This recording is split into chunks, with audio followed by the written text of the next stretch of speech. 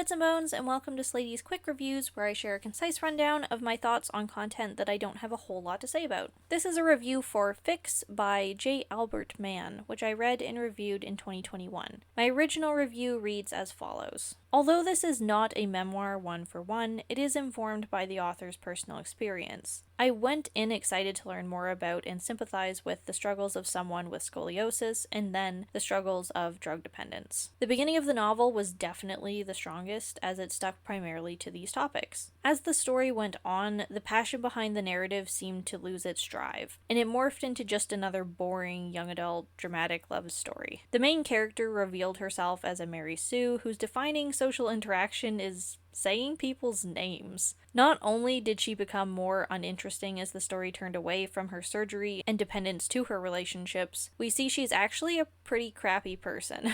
As much as she might have a right to be bitter about her life, she doesn't earn the kindness that others continuously throw upon her. I don't have as much of a problem with the chopped up storyline as it flashes from her imagination to things that really happened as I normally would, but it stretched on a long time for all that it was. The ending wasn't very satisfying, as there was only the promise of change with no genuine character development throughout the novel. I'm honestly sorry that I can only give this a 2 out of 5 stars, as it had a lot of promise, but didn't stick to what was actually interesting or unique about it. And now a word from Present Slady. As much as I sounded harsh in my original review, looking back on this, if I tried to read it now, I know that I would have DNF'd Fix. There were parts reading it where I was in quote-unquote pain, reading through the characters' interactions. I can't stress enough the lack of character development, and how the protagonist was continuously really shitty to the people around her, only to be constantly forgiven and liked anyway somehow. What a lot of people reading these young adult books aren't recognizing is that our sympathy for what the main character has gone through, simply because we're reading from their perspective, doesn't excuse all of their future behaviors. Plus, it's not like the protagonist was contextualizing themselves as being rude for a reason. It's one of those show don't tells, where we're told that she's struggling to cope with things, but all we're really shown is an angry, privileged teenager. I really wish the whole thing hadn't devolved into a meaningless high school romance with no actual believable chemistry or reasoning behind it, and stuck to the real issues that she was supposed to be facing, like body dysmorphia, self-loathing, isolation, and drug addiction. All those things that were supposed to be in there ended up getting watered down and overshadowed by the young romance. I'm keeping Fix at a 2 out of 5, but I am very disappointed by it to this day. As always, thank you so much for watching. Special thanks to my patrons. If you'd like to support me and my content, there's a link to my Patreon in the description below. Thanks again, and I'll see you in the next video.